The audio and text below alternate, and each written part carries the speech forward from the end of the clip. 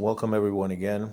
Today we're going to talk about another technique when we're talking about training football, soccer team, no matter the age, okay?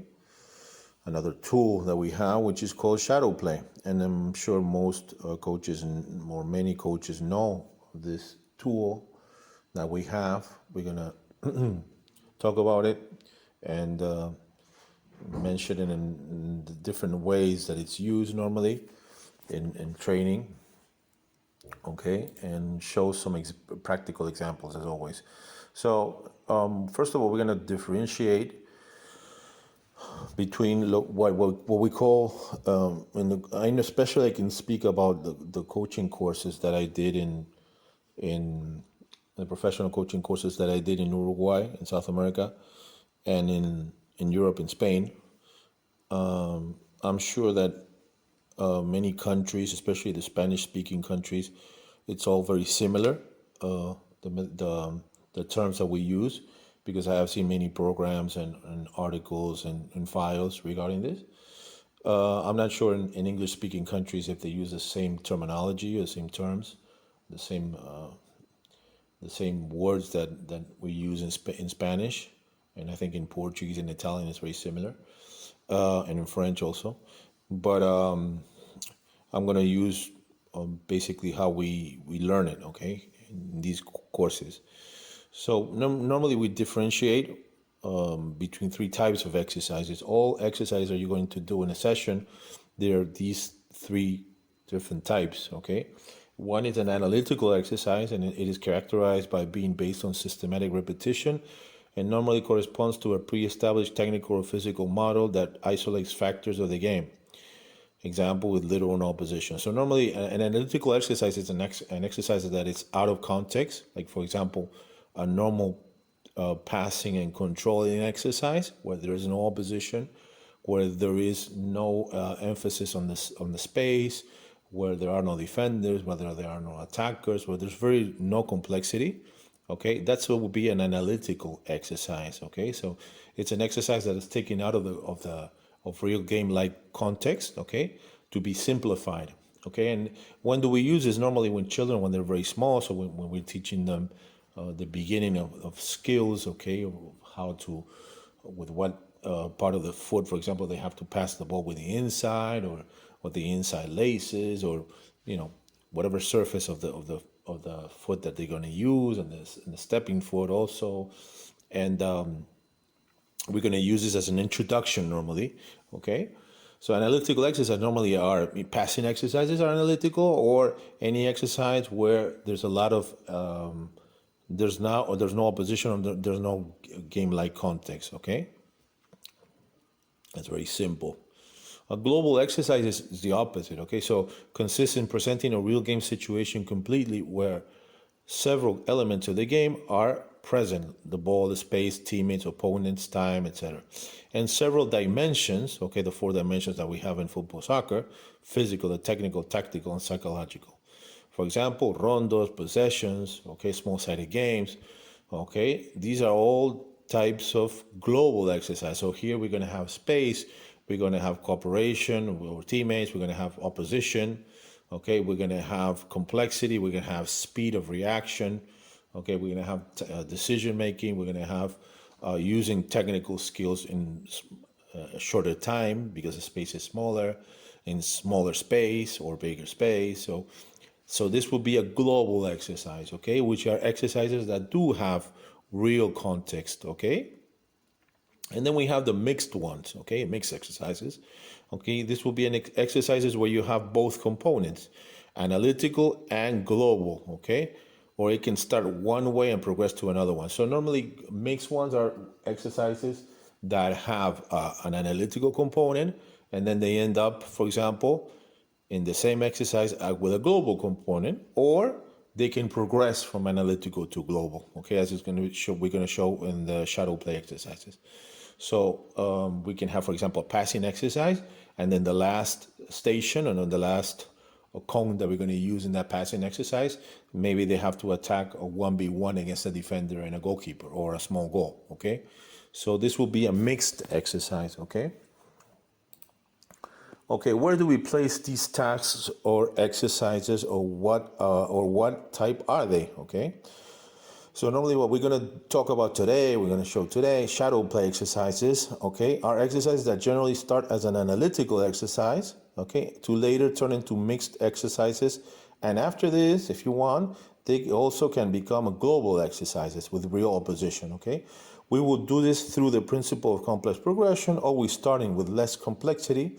And as the information begins to be executed correctly, remember that in my case, I always talk about when the player or the footballer or the soccer player, however you want to call it, begins to handle the information pre-consciously. In other words, he's not thinking consciously of doing.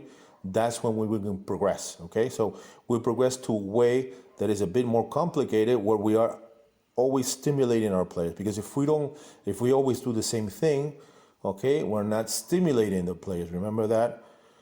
We need to always, the information has to be a stimulus to the footballer, okay?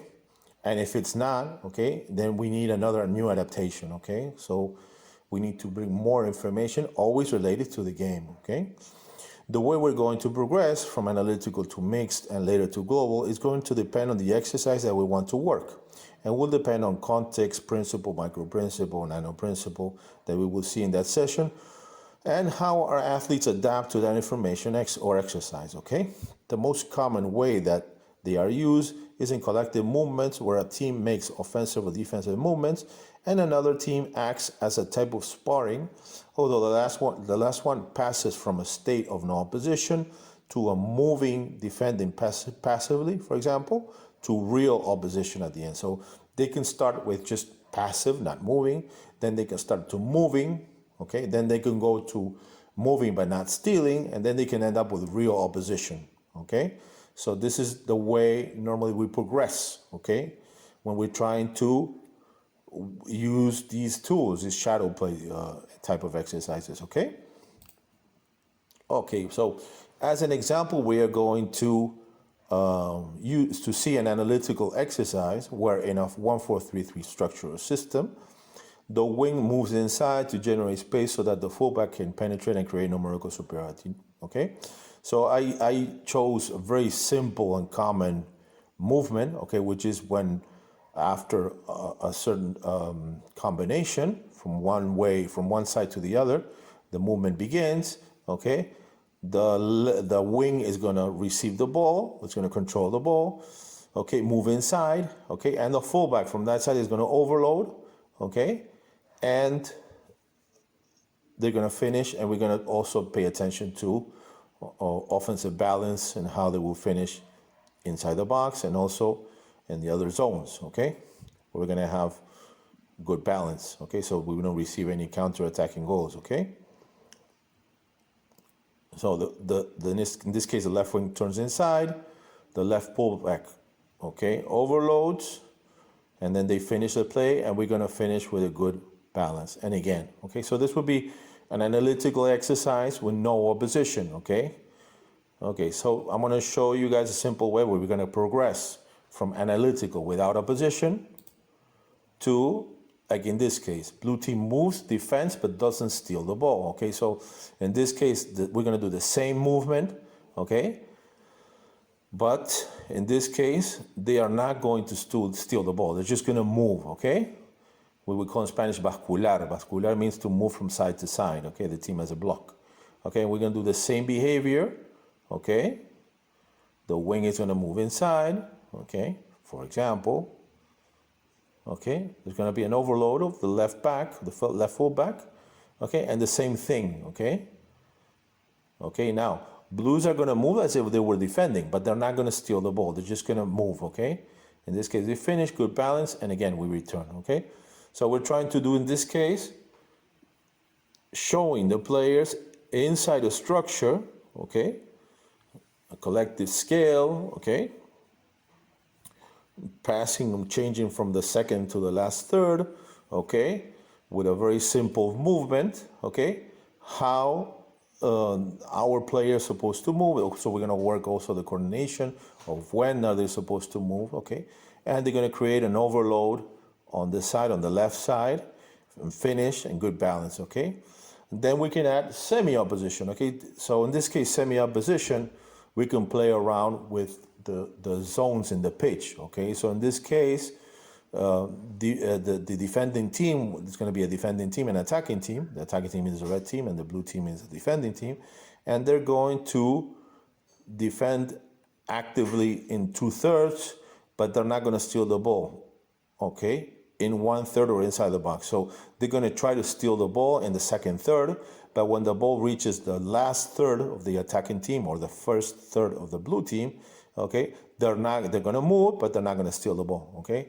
And we can play around with this, right? For example, we can do it backwards, okay, or however you want, okay? So we're going to do the same thing, okay? The blue team is going to move and it's going to defend like in real game context, okay? And now we're going to create the same movement. Although now the blue team is going to defend only up to the second third. And then they're going to defend. They're going to move, but they're not going to steal the ball, okay? So there we're going to try to make it easier for the team to finish, okay, the plays, okay? With a little bit more simplicity, right? We can play around with this. We can do it backwards. We can do it defend with real in a real situation on the first third or the last third and passively on the second third, okay? Or we can do it both, or we can do one way or the other. You can play around with this, okay? These are all ideas. These are all tools that you have to play around with, okay?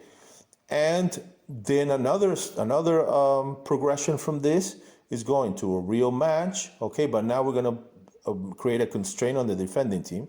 So the defending team is going to play with 2 players of numerical inferiority, or 2 less players, okay? 2 jokers are going to play always with the attacking team, okay?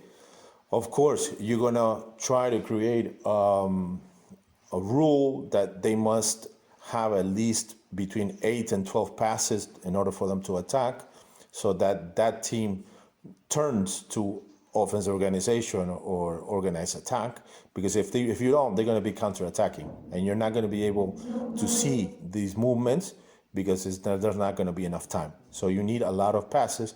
So they need to organize with the ball, as we can say in Spain, okay, organizarse con el balón, okay, and then they can attack. So we're going to create at least 8 to 10 passes minimum, let them turn to offense organization or organized attack, and then also try to score with this movement, okay?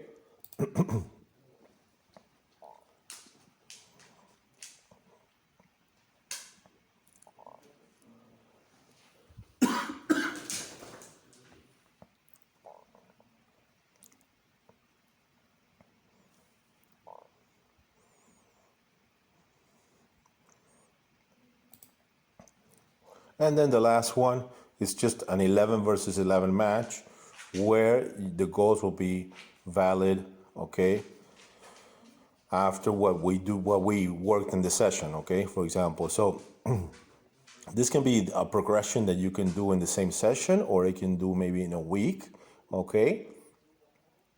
Different ways of working the same thing, okay? So you're gonna work, for example, remember that what we talked about is that always the tasks or the exercises, they must have objectives, okay? They must be related to the system, or they can be related to a change in moment, okay? Or they can be related to any of the dimensions, but always or principles. So always they need to be related to this. So in this case, the objective of this example is based on the system, okay? So in this case, you're going to create movements that you're going to do, your team is going to do, and you're going to train them, right? Going from more easy way to a more complex way, okay? And playing around with this, okay? So this is another tool that I wanted to show.